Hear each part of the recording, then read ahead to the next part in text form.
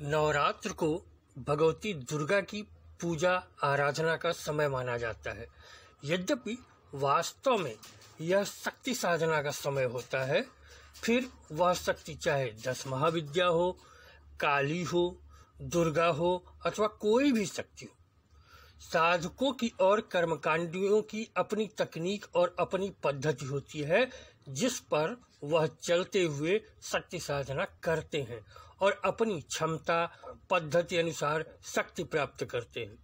किंतु जन सामान्य को नवरात्र बड़ी धूमधाम से मनाने, व्रत उपवास रखने, कलश स्थापना आदि करने, सप्तशती पाठ करवाने आदि के बाद भी बहुत लाभ होता महसूस नहीं होता। बहुत से लोग कहते मिलते हैं, नवरात्र में कलश रखते हैं, सप्तशती करते हैं अथवा पंडित से करवाते हैं, व्रत रहते हैं, पूर्ण परहेज बरतते हैं। जब इनके सामान्य समस्या का आकलन किया जाता है तो इनमें से अधिकतर अनेक समस्याओं से ग्रस्त ही मिलते हैं, जबकि बहुत सी समस्याएं नवरात्र के पाठ आदि से समाप्त हो जानी चाहिए। दुर्गा सर्वशक्तिशाली हैं, फिर भी इन लोगों की वह समस्याएं भी हल अक्सर नहीं होती जो सामान्य सी पूजा से हो जानी चाहिए। नकारात्मक ऊर्जा, छोटी मोटी भूत प्रेत बाधा, अमंगल, अकारण रोग, दुर्घटना आदि समाप्त हो जाना चाहिए। किंतु बहुत से मामलों में ऐसा नहीं होता।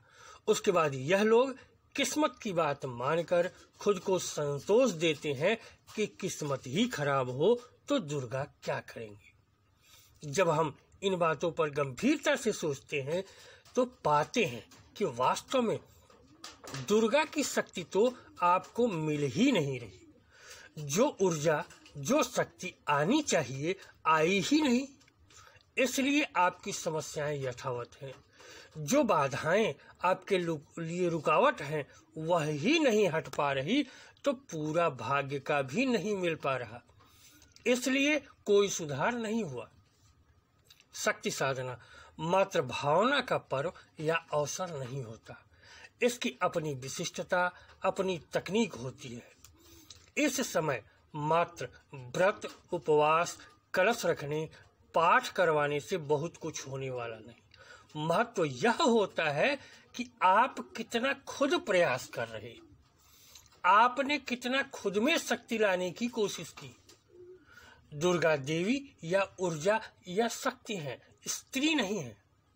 स्त्री रूप तो कल्पना है, उन्हें मनुष्य या स्त्री मान मात्र पूजन से बहुत कुछ नहीं होता।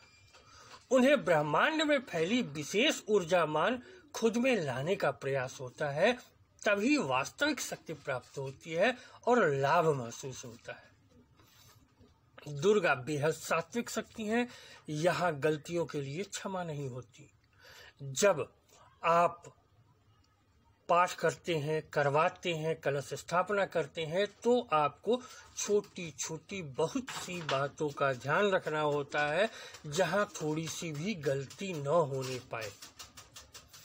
सामान्यतया लोग दुर्गा की पूजा करते हैं, किंतु हम आपको नवरात्र में काली साधना करके सिद्धि प्राप्त करने, शक्ति प्राप्त करने की विधि और तरीके बता रहे हैं। क्योंकि काली बहुत अधिक शुद्धता की मांग नहीं करती, यद्यपि यह भी साहस आदि की मांग करती हैं और समय का यहाँ भी महत्व होता है। किंतु जो सामान्य गृहस्थ हैं, सामान्य स्थिति में रहने वाले हैं, वह काली की साधना करें, सिद्धि करें तो उन्हें अधिक लाभ महसूस होता है।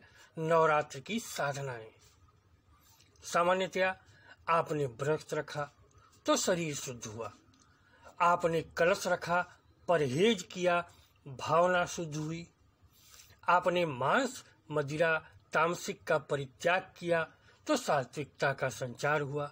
किंतु मात्र इतना करने से कोई भी शक्ति आप में तो नहीं आ गई।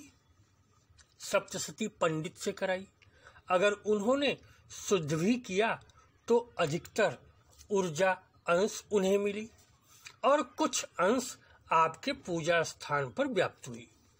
अगर थोड़ी गलती या अशुद्धि हुई तो नुकसान आपका हुआ। आपने खुद सप्तशती पढ़ी और शुद्ध पढ़ी तो आपको अच्छी ऊर्जा मिली, पर अगर कहीं प्रिंटिंग में अशुद्धि हुई अथवा आपको पढ़ने नहीं आया तो उच्चारण नाद दोष के कारण ऊर्जा विकृत हुई और आपको उल्टे परिणाम मिलने निश्चित। भूल जाइए कि माँ है और माँ सब क्षमा करती है। यही गलती सोचते तो आपके कष्ट कम नहीं हो रहे होते। माँ एक शक्ति है और एक सर्वत्र व्याप्त ऊर्जा है। वह तभी अनुकूल होगी जब उसके अनुकूल प्रयास होगा। आपकी गलती उसको गाली देकर बुलाने सा हो जाएगा और वह रुष्ट होगी, खुश नहीं। फिर आप कितना भी पाठ के बाद गलती की क्षमा मांगे, विकृत ऊर्जा नहीं सुधरने वाली। यह कुछ वैसा ही हो जाता है जैसे आप किसी को गाली देकर बुलाते हैं और बार बार बुलाते हैं, फिर क्षमा मांगते हैं। क्या वह इससे खुश होगा या आपको थप्पड़ मारेगा? यही कारण है कि शक्ति उपासना में थोड़ी भी गलती के परिणाम कई गुना अधिक कष्टकारक हो जाते हैं। इनका सामान्य लोग ध्यान नहीं देते हैं। इसलिए अगर जरा भी अपने पाठ की शुद्धता पर संदेह हो या लगे कि पंडित जी जल्दबाजी कर रहे, खाना पूर्ति कर रहे, तो आप बचिए। पद्धति ठीक से पता न हो तो मत अपनाइए। मात्र भावना से हाथ जोड़ काम चला लीजिए, कम से कम नुकसान तो नहीं होगा। जो सामान्य लोग अगर वास्तव में कल्याण चाहते हैं, नवरात्र में शक्ति अनुभव करना चाहते हैं, तो रात्रि में अधिक देर तक जागरण करें, भगवती का चिंतन करें और रात्रि में मंत्र जप करें। बेहतर हो काली की उपासना करें। अगर शुद्ध पाठ कर सकते हैं तो खुद से पाठ स्तोत्र करें, मंत्र जप करें, सुबह सामान्य पूजा करें। महत्व संख्या को न दें, महत्व शुद्धता, सही उच्चारण और एकाग्रता को दें। आपको अधिक लाभ प्राप्त होगा। जो हमारे दिव्य गुटिका या चमत्कारी डिब्बी के धारक हैं, उनके लिए हम एक सामान्य सी काली की उपासना पद्धति बता रहे हैं, जो किसी भी साधना से अधिक प्रभावकारी साबित होगी और उन्हें वास्तव में नवरात्र में शक्ति का अनुभव होगा, उन्हें सिद्धि प्राप्त होगी। उनके बहुत से कष्ट, समस्याएं समाप्त हो जाएंगी। किसी कर्मकांड की जरूरत नहीं, किसी व्रत की जरूरत नहीं, किसी विशेष पद्धति की जरूरत नहीं, किसी विशेष कलश स्थापना आदि की जरूरत नहीं। यदि कलश रखते हैं तो कोई दिक्कत नहीं। अगर पाठ आपके यहाँ चलता है तो उसे भी चलने दें। दैनिक कार्य करते हुए आप इसे कर सकते हैं और आपको ऊर्जा शक्ति उतनी ही मिलेगी जितनी किसी सामान्य साधक को मिलती है। जिनके पास चमत्कारी दिव्य या दिव्य गुटिका नहीं है, वह उसे सामान्य तौर पर किसी भी काली जी के चित्र पर, यंत्र पर इस साधना को कर सकते हैं। आप नवरात्र में सुबह अपने पूजा स्थान में काली जी का चित्र लगाएं, सामने अपनी दिव्य गुटिका या चमत्कारी डिब्बी स्थापित करें। यह प्राण प्रतिष्ठित पहले से है, प्राण प्रतिष्ठा आदि की जरूरत नहीं है। हाथ में जल, अक्षत, पुष्प और एक सिक्का लेकर संकल्प करें। संस्कृत नहीं आती तो शुद्ध हिंदी में बोलें कि मैं अपना नाम ले, पुत्र पिता का नाम ले, स्थान अपना पता आदि ले, आज संवत जो भी हो, चैत्र या आश्विन मास में शुक्ल पक्ष की प्रथम तिथि अर्थात नवरात्र के पहले दिन यह संकल्प लेता हूँ कि मैं आज से पूरे नवरात्र में प्रतिदिन 11 माला या 21 माला भगवती काली का मंत्र जप करूँगा। भगवती मेरे परिवार की सुरक्षा करें, मेरा कल्याण करें, मेरे समस्त कष्टों दुखों का नाश करें, मेरे अथवा मेरे परिवार में व्याप्त बाधाओं का शमन करें, मेरे सर्वविध उन्नति में सहायता करें, मुझे अपनी शक्ति सिद्धि प्रदान करें। अब जल, अक्षत, पुष्प आदि उनके सामने छोड़ दें। आपको कलश स्थापना की सामान्य विधि जाननी है तो आप गीता प्रेस गोरखपुर की सर्व नित्य कर्म पूजा प्रकाश पुस्तक ले लें। उसमें कलश आदि का सरल विधि दिया हुआ है, बिल्कुल सरल विधि, संस्कृत हिंदी सहित दिया हुआ है। उससे आपको किसी की सहायता की जरूरत नहीं होगी, आप कलश स्थापना आदि खुद कर सकते हैं। संकल्प लेने के बाद अब जल, अक्षत, पुष्प जब आप उनके सामने छोड़ दें, अब उसके बाद चमत्कारी डिब्बी और भगवती की सामान्य पूजा कर दें। अगर षोडशोपचार पूजन आता है तो वह करें, अन्यथा जितना आता है मात्र उतना करें। कोई आडंबर नहीं, कोई भ्रम न पालें और खुद का दिमाग न उलझाएं। जितना अधिक आप उलझाएंगे दिमाग, जितने अधिक आडंबर में पड़ेंगे, उतनी अधिक गलतियों की संभावना होगी। पूजन बाद आप आरती कर उठ जाएं। अब आपका जप रात में होगा। रात के समय, रात 10 बजे के बाद आप पुनः स्नान करें, शुद्ध वस्त्र पहने, काली जी और चमत्कारी डिब्बे के सामने धूप, दीप, अगरबत्ती जलाकर ऊनी कंबल बिछाकर सामने बैठ जाएं। हाथ में जल लेकर भावना करें कि भगवती आपको शुद्ध पवित्र करें और जल आप खुद पर और आसपास छिड़क लें। अब एक रुद्राक्ष की माला लेकर रुद्राक्ष या लाल चंदन की माला की व्यवस्था पहले से रखें। साथ ही माला जपना भी सीख लें। अंगूठे, मध्यमा, अनामिका, इन्हीं अंगुलियों के माध्यम से माला फेरें। तर्जनी और कनिष्ठिका का स्पर्श न हो।